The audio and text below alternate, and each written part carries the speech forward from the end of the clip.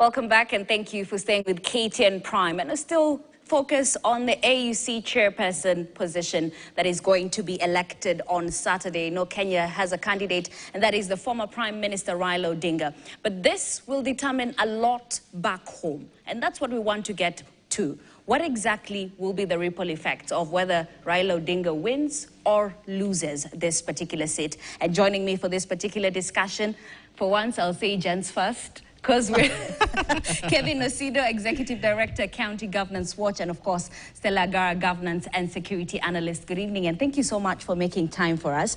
So we have interesting updates from Addis Ababa. We've seen that SADC have decided to ensure that all their members vote for the Madagascar candidate, that is Richard Randriamandrato.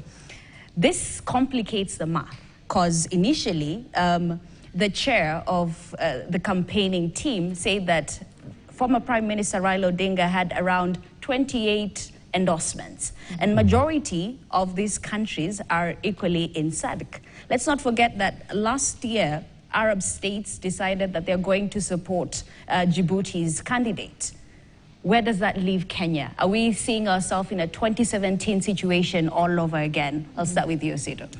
Thank you so much, Ashley. Those developments, in my view, point to a number of issues, but let me just deduce them to two things. Okay. One, that indeed this is an elective position, and so you have to put your best cards on the table. And part of those putting your best cards on the table, of course, mean that you have to look for your best chances of winning.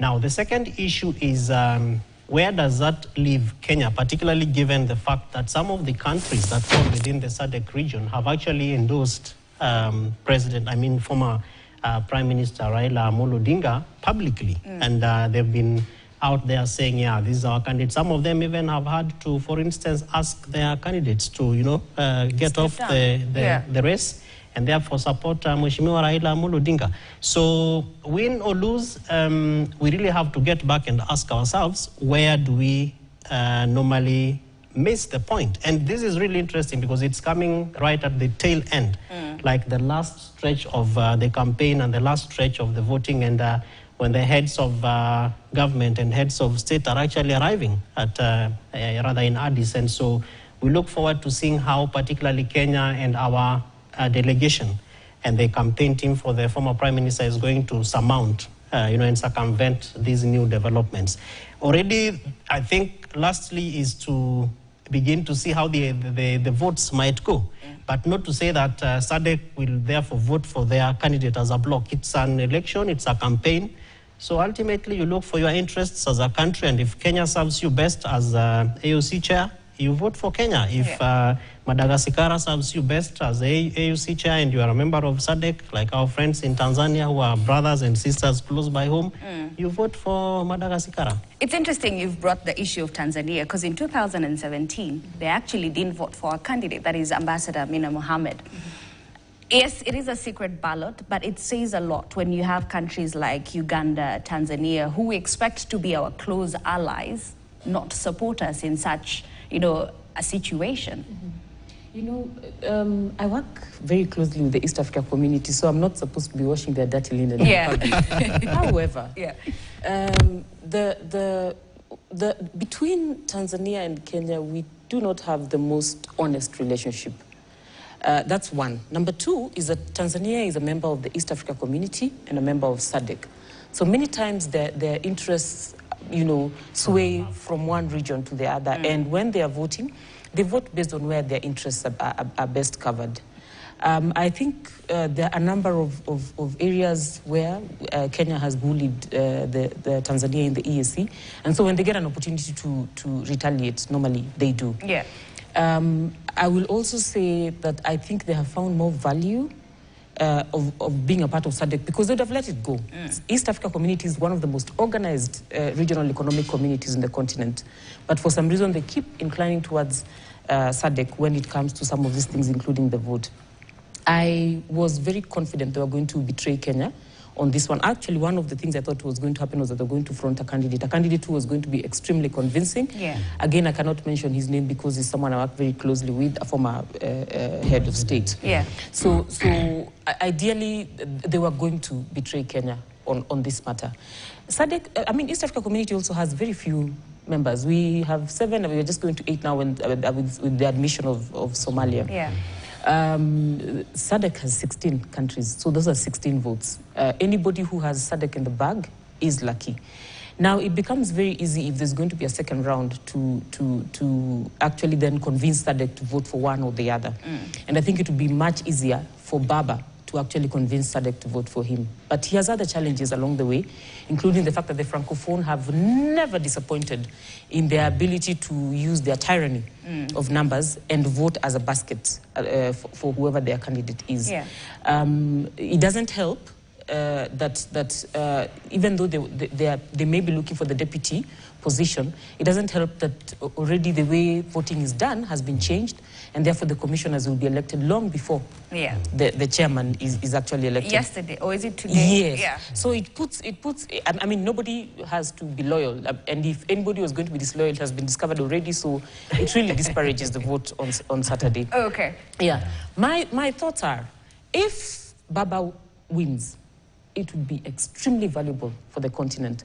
Those of us who watch the debate will testify that he was the one to watch. He basically had this thing for the taking, and not because anybody was favoring him, not because he has vied for presidency in Kenya before, but because he understands the continent in ways that the other candidates do not understand the continent. Because of age?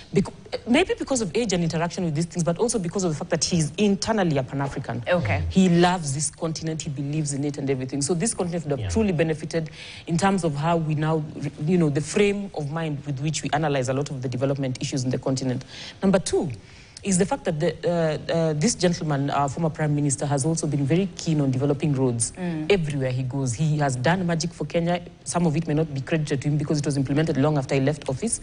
And he has roadmaps that he wanted to implement for the continent that would have truly helped with the implementation of the Africa Continental Free Trade Agreement. But I mean, the continent will lose that if he doesn't come in, because I don't see the other 2 candidates carrying that agenda quite strongly. Yeah. I also don't see them carrying the Pan-African agenda as strongly, because most of them are already inclined towards other things that I don't know whether we have time to discuss today. If he loses and comes back home, for some reason, some very exciting things are going to happen politically. Okay. One of them is that Baba is a pro at being a menace. And there's no time that is better than now for a political menace to come back and just cause some ripples. Because he has nothing to lose. He has nothing to lose. Okay. He's coming back home. He's not given up his party. Anybody who thought he has given up his party saw him endorsing the governor of Nairobi for that position. So he has not let go at all. When he comes back, he still has that party to run. He still has Kenyan politics to run. He will still find a way of making himself relevant. I keep on telling people, I give up on the possibility of deciding that Baba is gone for good, because he has always been a master of comebacks. Okay. What he will come back to do is something Kenyans should actually look out for, because I suspect he's going to become and be a proper political menace. All right, and that's where we're coming to, Osindo. I mean, if you look at ODM right now, it's split. There are factions, those that are pro-government, those that are anti-government. There are those that are saying, you know what, come 2027, ODM should field a candidate. But at this moment, it seems like everything is waiting for this particular outcome. Let's look at what could happen or what couldn't happen, the pros and cons. It is clear that, well, this is interesting, actually, particularly because we are looking intra outcomes for Kenya and Kenyans, and also external issues like now the continental issues.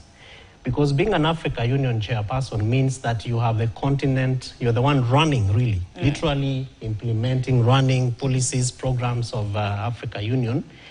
And that, therefore, in my view, tends to probably weigh down and take off in the event that Mheshimiwa Raila becomes chair. His levels of engagement with internal politics will really have to be really leveled down to an extent where it becomes very difficult to weigh his degree of involvement in local politics against delivery. Because I'm sure that having lost elections in Kenya for 5 rounds, and now for the 5th election of Africa Union, you know, even the magical numbers are playing well for him, you know, 555. And so the expectation is that you win for AUC, then deliver and deliver and deliver, because you have an 8-pillar agenda, you want to deliver it. I think it's quite humongous. Some critics say it's actually quite ambitious. Of course it is. As I was just saying, in my view, it is quite humongous, and it really becomes hard against other issues like Africa Union Agenda 2063, which is already laid down and it has very clear pillars, programs that have to be delivered. But now, locally speaking, therefore, is to watch the already ongoing tendons. For example, the Speaker of the National Assembly is facing a quote-unquote an impeachment, if I was to say that, particularly given the court ruling on the majority-minority, which has been one of the biggest debates in the last few days. We should not lose sight of that, because then how, again, what you mentioned, the handshake between ODM as a party and, not really as Azimio, because a majority of those Azimio parties disowned that particular agreement. So ODM, against the internal issues, and therefore against how Kenya Kwanza treats them over issues of minority and majority. And the Speaker is already clear around what they are thinking. And I don't think that Mheshimiwa Wetangula would be speaking with the kind of courage that he is portraying non-verbally if the president is not for part of what he's saying, because they're in really his legislature and and executive, but they share common things. Like an appendage.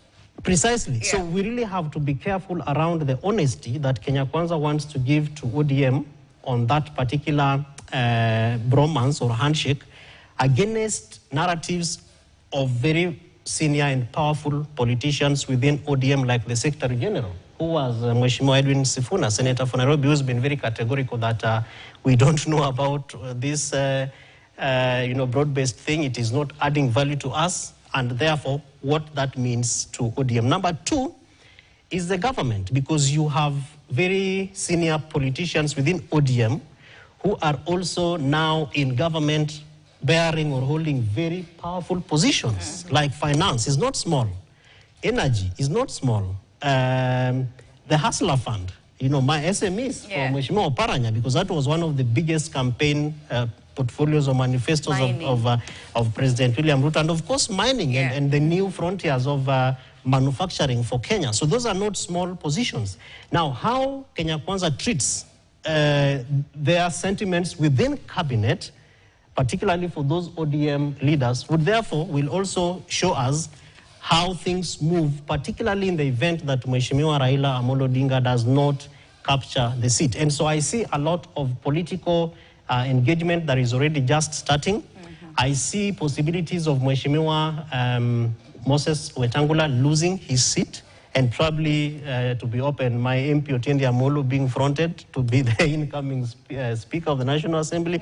Now, that really needs to send President William Ruto to a corner where he begins to have a soliloquy, a dialogue within himself. So, as he is in Addis, he should be asking himself, what must I do to ensure that Mheshimiwa Raila Amolo wins this position? And then lastly, word on the ground, particularly where I come from, has been that the former president, Mheshimiwa Uhuru Kenyatta, betrayed Mheshimiwa Raila Odinga, particularly because as an incumbent president, having supported an opposition leader, and so you go out there and you really try to rally everybody to support, to vote for him. And so the question has been, how come Mheshimiwa Raila did not become president if indeed the presidency was supporting him?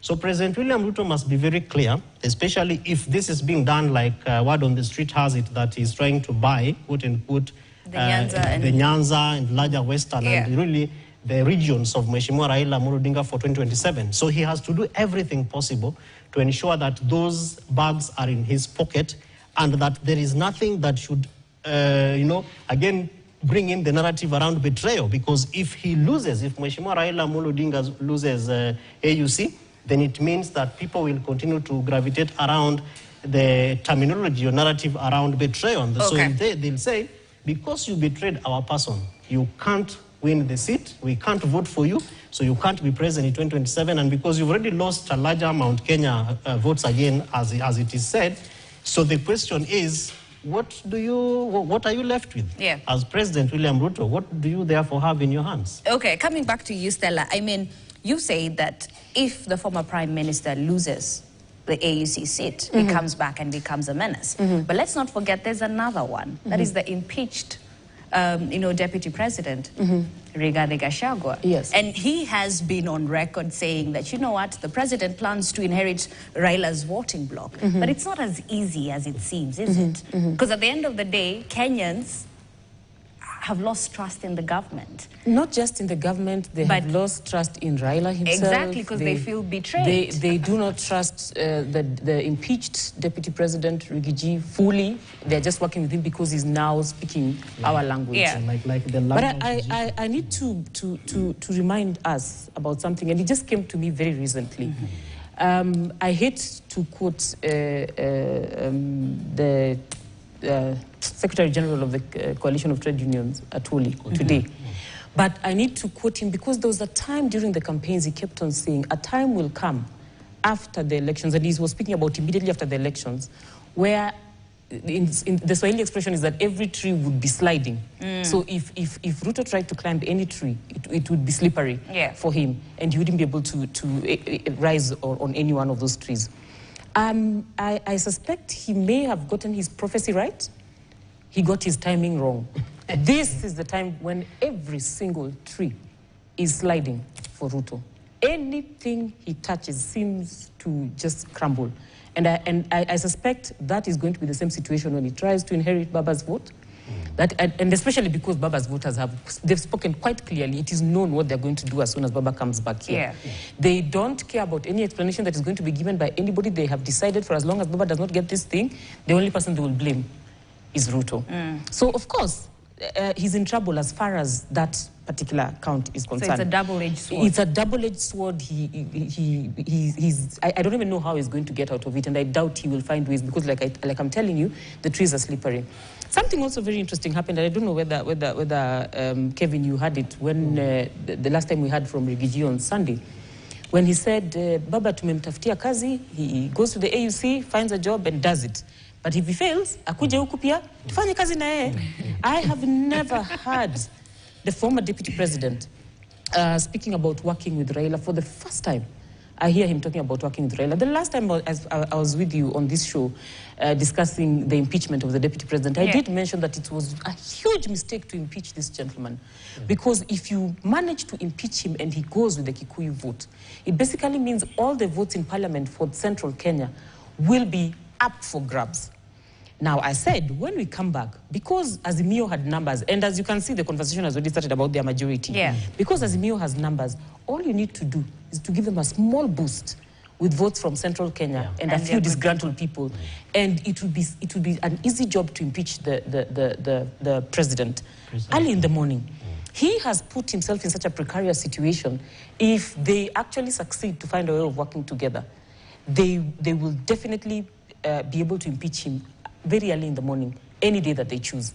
Now, someone was arguing with me the other day that it's not possible to do it right now because there are people who are already in government, they're eating and everything. First of all, you can't just fire cabinet secretaries. He would have to give justifications why he wants to switch his cabinet. He could reshuffle it at any point if he's scared, but it would be quite some work. So what then happens is that all DM, Azimio, has to look at its future as far as the next elections are concerned without worrying about who is eating from cabinet positions. As a matter of fact, the people who are sitting in cabinet right now should be willing to give up those positions if they will get better value out of losing those seats. And I think that's an easy decision they're going to make. I thought it was going to be difficult until I watched Junet the day on Tuesday when Parliament opened. I thought it was going to be He said that he will not watch anyone attacking the President of Kenya. He cannot afford to watch anyone. And all of a sudden, when he arrived in that house, he was amongst the people who were saying, this seat is very warm. If the net can turn, rest assured the entire Azimio can turn today. It is politically expedient for very many politicians, it's all about very many newcomers, to get rid of the president now than to wait for the next election for him to come. Because you give him time to think. Yes, and if given the option, I can see politicians grabbing and the option of getting rid of him now. In addition to what Stella is saying, the president, in the same manner, that he is working to have Mheshimiwa Raila Odinga out of the space in terms of really getting him to Addis Ababa is the same energy and investment that he will have to put to contain him here in the event that he comes back home. And I foresee, for instance, things like constitutional amendments, which are going to be unconstitutional, to create offices like Prime Minister for Mheshimiwa Raila Odinga. Now, that, of course, among many other things that might happen, will have to go for what we call veto kwa ground. What is the public mood? What is the public opinion? Of course, Kenya Kwanza, and particularly President William Ruto, has proven that he doesn't care about rule of law. He doesn't care about constitution.